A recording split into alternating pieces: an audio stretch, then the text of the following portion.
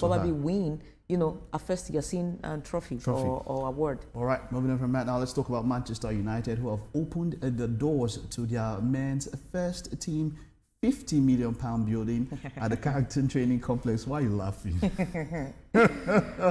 Now, this happens a week before the Premier League season kicks off. Okay. Now, the year-long project was financed with part of a £300 million capital injection into the club by United co-owner Jim Ratcliffe. Yeah, and now it's good to see because this was something Ronaldo complained about some years back, and they called him a madman, and I don't know why, but I'm glad that finally they are doing something about it.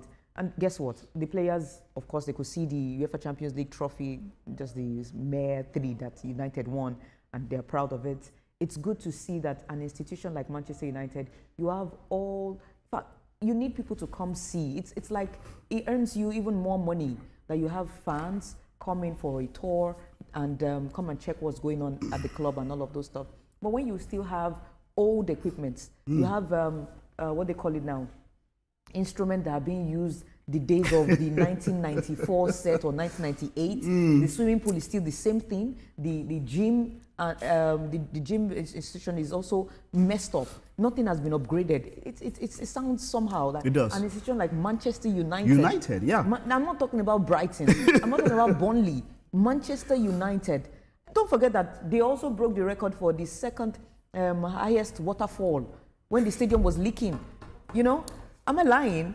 This is your fault. I've laughed so much now that this is happening to me. But yes, it's the truth. Manchester United, yeah.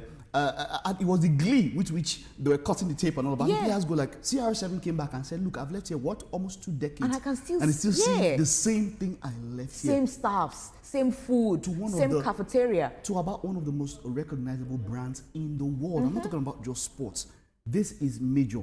Now, it's state of the art. Now, we opened just as manager Ruben Amorim and his squad returned to their following their preseason tour of the United States. Now, most of United's executive leadership have moved into the building, which the club said features upgraded equipment and technology with a focus on nutrition, recovery, and team unity, as well as increased natural light and open workspaces to encourage connectivity. United will host Arsenal in the Premier League season opener on the 17th of August. So you made mention of nutrition, and that is a major part when it comes to it. It doesn't even make sense that as big a club as this, they allow themselves. They have money, so I don't know where the money goes to. But look at their squad for the season. Yeah, with Sheshko, who should be announced today, and Mbuemo, Ekuna, and then there's talk about Baleba, who of course that's going to be very high. Amorim, is this the time?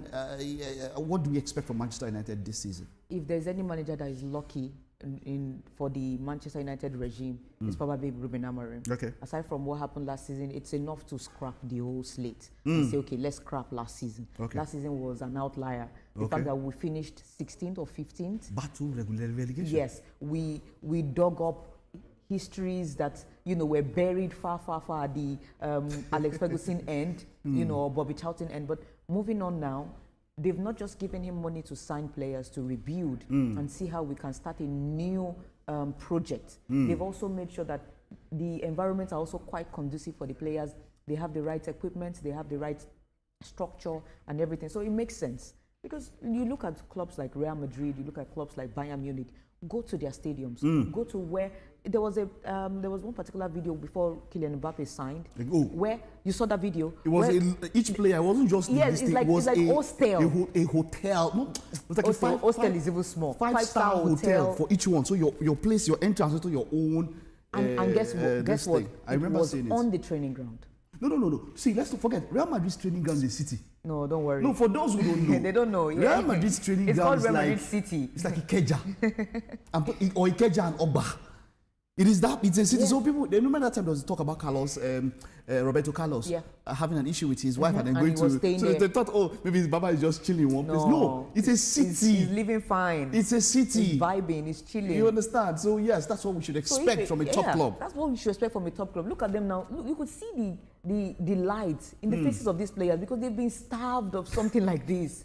Like that, it's like when you bring someone from the village and you bring him to town. Okay. Wow, I've not seen these things before. All right, let's move away from that now and talk about CHAN, where South Africa fought back to hold Algeria to a 1-1 draw in the 2024 African Nations Championship Group C match at the Mandela's